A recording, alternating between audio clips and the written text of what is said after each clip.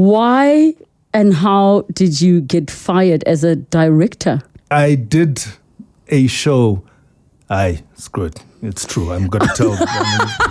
702. The upside of failure. Sometimes failure is the foundation of greatest success stories. Hlomla Dandala, such an honor. Welcome to studio. Thank you so much for coming through. Thank you very much. Hello. I have to expose that we've been trying to get you, but also as an actor, your schedule is not your own. Hey, my schedule is not my own. And you are one of the busiest actors in this country. Really? You are.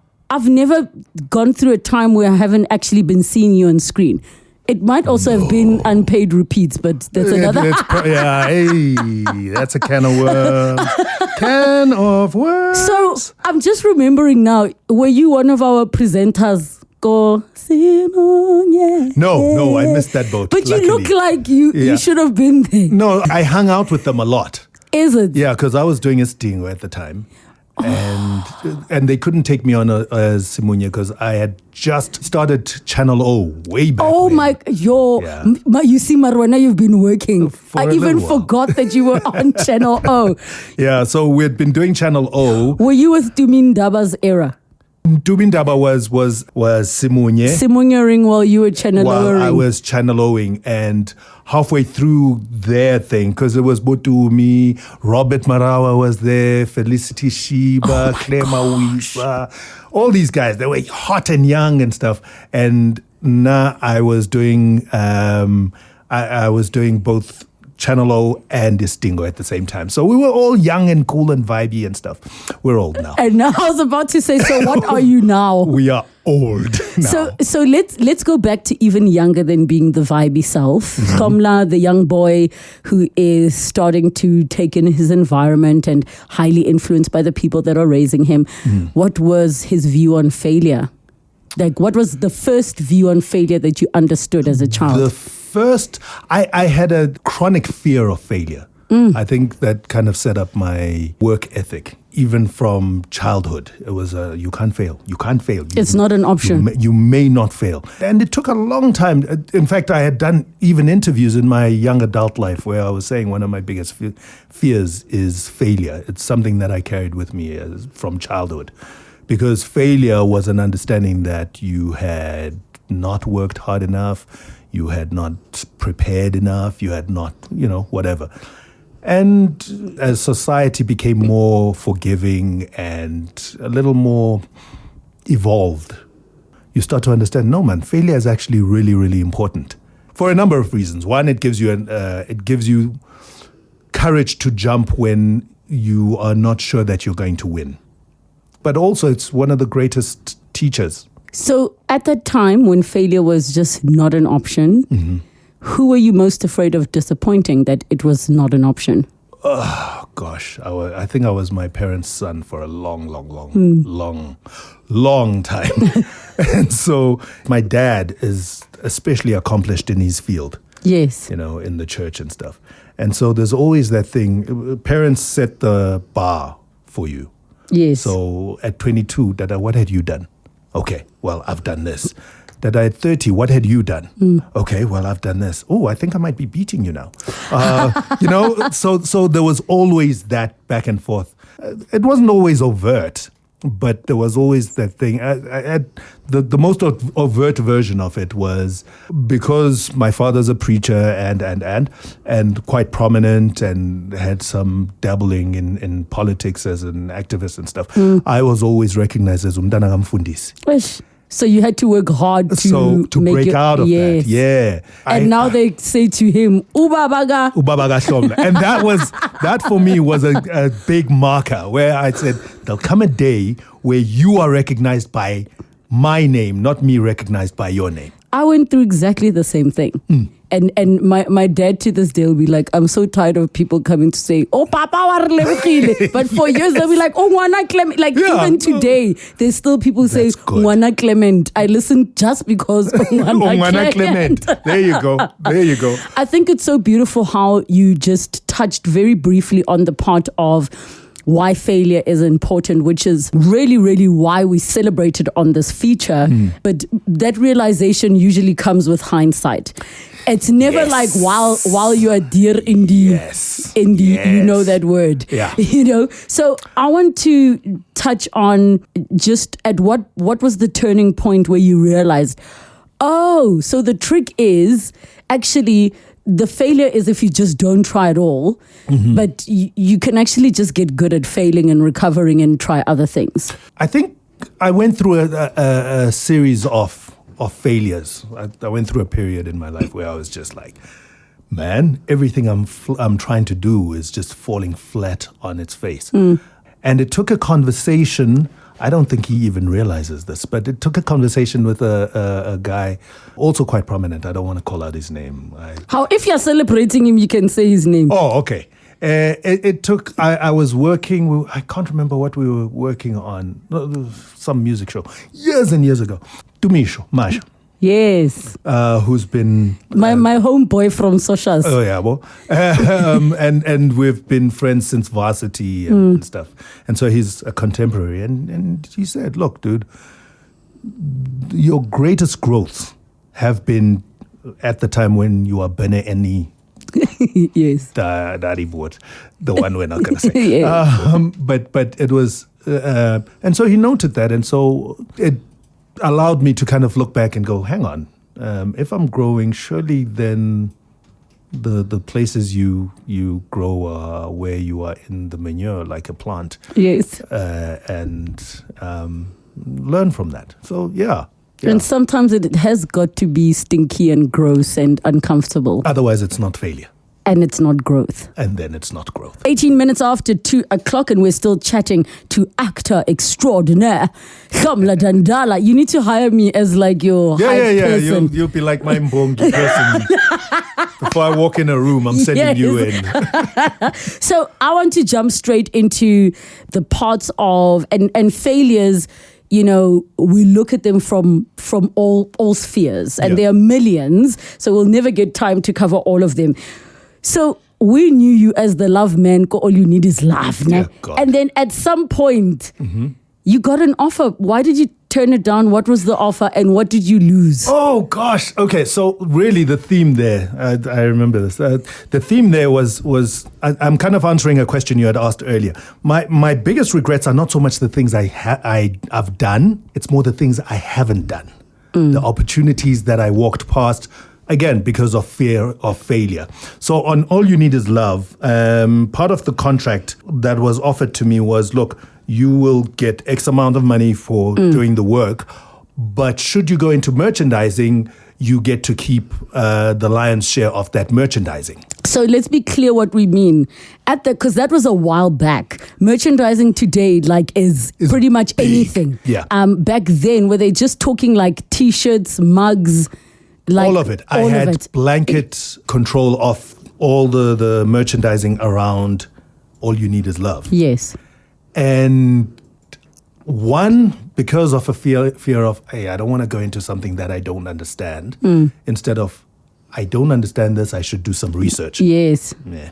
There was that. And two, no, man. These are not my things. Let me stick to what I know. Let me stick to what I know and let other people... Gosh, that was a mistake. So what, did they continue in the merchandising without you? No. It just didn't happen. They left it. It's just now, 2020 vision and hindsight. Oh my goodness. Things like the 14th of February. Yes. You could have owned that. I would have owned the 14th of February. I would probably still have a T-shirt with your face on that I sleep in. Think about it. If you say All You Need Is Love, and keep in mind, at the time, we were second only to the news. Wow. On all of SABC. It was huge. Second only to the news. So that means T-shirts, pillows. That means you want a little love card to your loved one? That's us. You are a believer in love? We've got one to help you ask a girl out. We've got one to tell a boy that, listen, it's always been you.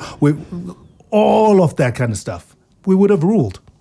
I would have ruled. And considering how our industry is, those deals probably don't even exist anymore. Oh, no. Like what? the idea that they say No, you can they have the know lion's now. share Yeah. of merchandise. Never. You'll never get that deal again. So Never. what is the lesson that you learned? But I think you mentioned it where you said, instead of me researching Yes. or getting more information, I just turned it down. Yes, absolutely. One is, it's important to learn to say no, but your no must be informed. So you need to go and do some research before you come back and go, no, thank you. You absolutely need to surround yourself with people who are smarter than you, so that when you do get these kind of offers and you're going, I don't understand entirely what I'm being offered, you can go to a person who's smarter than you and go, what's going on here? Just Yes. translate this into baby language for me so that I make an informed decision. Are you those people who are like, explain it in football terms?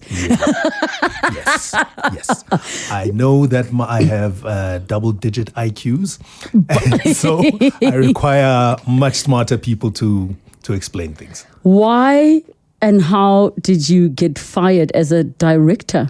Hey. A whole Hlomla getting fired. Oh no, I've been fired from places. Many things. I've been fired because I pushed the envelope. I try to push the envelope all the time.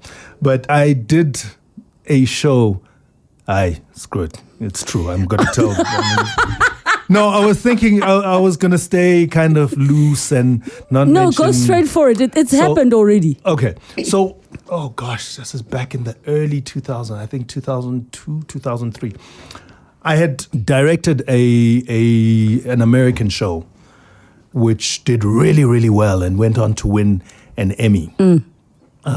So was this the one that was for Discovery Kids, Scout Yes. Safari? Scout Safari. Yes. So I directed Scout Safari, and it did just globally. It exploded, and we got an Emmy for it. So now I'm walking around thinking, listen, I'm the bee's knees here. I haven't hit 30 yet, and already I've got an Emmy. Yes. I don't know any South African director who's ever had an Emmy. I can walk around flaunting this thing. This is going to open doors for me. So I go and I apply for a directing job on Generations. The thing with soapies is they have a way of working. It's a sausage factory. It's a sausage factory. Yes. Where na lidi emitsao, lidi creatives, Wait, let's let the listeners know. Let's let the listeners know. When we say sausage factory, we mean because it is so daily. many episodes to churn out, you don't have the luxury of the creativity you might have in a series or a drama where you can do the scene 7, 8, 9, 10 times. No. It's like It's a go format. in, yes. Stick to the format and keep it moving. Yes, multicam. If you're lucky, you'll get that second take. Correct. Yeah. Correct. So Asimo States, then what happened? And so now I come in and they go, okay, here's a couple of episodes. Let's see what you've got. And so fresh from this American set, I come in here and I've got grand ideas and I'm trying to say, hey, listen, how about this? How about that? And then I get into an argument with the head director where he says, on your scripting page, on your preparation page, you didn't describe a shot that's necessary. And I go, no, it's there. Look, there it is. I know the shot you're talking about. And I also thought about it, but it's there. And he goes, no, you need to write it explicitly so that your cameraman doesn't think, he just does. Yes, he follows your direction. Correct. Yes. Which flies exactly in the face of how I understand the process. No, I need you to be creative too. Don't just obey like oh gosh. And things went south. Needless to say, that Friday I got called into the corner office and summarily released. I think I still remember the words. The words were, Hlomla, we thought you would be at this level of directing. I'm indicating with my hand if anyone's... So quite a high level of quite directing. a high level of directing. And it turns out you're quite at a low level of directing. And the person who had said this, who had kind of been my mentorish type of person for a little while, I'm like, wait, what? He goes, I don't think that the Emmy means anything. People will hold their Emmys and still be in the corner crying of hunger and things like that. So... And that was such a gut punch from him because... Should we phone him? Who is it? Wait, we come phone him. Who is it? No. We talked about it. It's sorted now. And this is what, going back 20 years? So, no, it's sorted. I don't want to be carrying beef like that. But it was such a gut punch. And I had just had another journalist, and I still remember his name too, and you also know him, who also, I phoned them and went, hey guys, guess what? South African young director, I'm excited, I just got an Emmy. And yes. Both of them shut me down so hard. This is my mentor and this journalist who I had held in high regard at the time, that I never spoke about it again. So can I say, and these are very hindsight things, so something I learned just based off of that story is that the messaging that we thought your directing would be up here is so general. But what people don't know is there are so many different types of directing. Some people are great at directing stuff for National Geographic. They don't work with human beings as their subjects. Sure. They are great at that. If they came in to do a soapy or The River, they might fail epically, but doesn't mean they're a bad director. Correct. So my question is, did that put you in a position where you didn't pursue directing nje? No, I did pursue. I mean, I've been directing almost solidly since then. Yes. I just direct under a pseudonym. And that was one of the What? other. Yes, I've been directing. Why under a pseudonym? Because of that incident? Because of that incident, and I had a couple of other run-ins where people... So there used to be at one of the big channels, I don't think it exists anymore, but they had an anti-star memorandum. Oh, as in you can't just be a celebrity or actor and then come in and be a director. No. If you succeed too much, then they cut you off at the knees. Is it because they don't want you to be bigger than the channel or bigger than... Correct, because then you command too much power, you command an audience and all of those kind of things, and then you become that difficult darky. And so it came out of that culture, and I learned that very quickly because I'd been working at the SABC since like 1988. And so I was very aware that there was a line beyond which, a ceiling that you couldn't push through until you were ready to push through it. Because the second you touch that ceiling, they're going to come after you. And so I would always alternate. So I would act on Isidingo, but when I'm directing Isidingo, I direct under a pseudonym. Otherwise, you see my I name knew twice. that you did direct Isidingo, Yeah. but I didn't know you actually operated under a pseudonym. But there are many people in this country, crew members as well, who ask for credits under a pseudonym. Yes. Similar to what you're saying is people think I'm getting too many jobs or they don't understand why me. And it's Exactly. like even your production secretaries, your vision mixers. It's a common thing that you cannot be seen to be doing too well. Otherwise, you get chopped at the knees. So will you tell me off air what the pseudonym is? Yes. I'll share with you guys on my Twitter. I'm so devastated that our time has run out very quickly. You're exiting the river. I've exited the river. But yes, on screen, I'm exiting the river. Some people are sitting like about to get into a car accident because they didn't know. Oh. So when is your last episode? It might be one second episode in, January? yeah. Okay, so we've got a month to still enjoy you on the river. So December, I'm still going to be there. Is it bittersweet? Is it sweet? It was time. It was time. I mean, it's always bittersweet because you don't have to, no one enjoys having to make that kind of choice, to stay with people that you're working with and a steady paycheck, or to jump out into the great wilderness and hope that you catch something else. But sometimes you absolutely have to do that. I wish we could chat to you much longer. And chofunedly. Can I plug one thing? Yes, please. One thing. Yes. So at the beginning of February, I am on stage for the first time in some years, many, many years. I'm on stage with the inimitable, there's a big word there, with Dr. John Kani, with Masha is going to be there. It's going to be a great reunion to Misho Masha with... Which theatre? The Joburg Theatre. So the Joburg Theatre, February, what's it called? 2nd of February. The play is called Fences. The play is called Fences. Hlomla Dandala. Please find him on the socials. Please open your DMs so people can ask you questions, because they're all showing you love here and we've run out of time. I'm on Instagram. Yes, he's on Instagram. People are saying we miss you. We loved you as Derek. Who's going to neutralize Lindiwe? Guys, I feel you. 702. The upside of failure. Sometimes failure is the foundation of greatest success stories.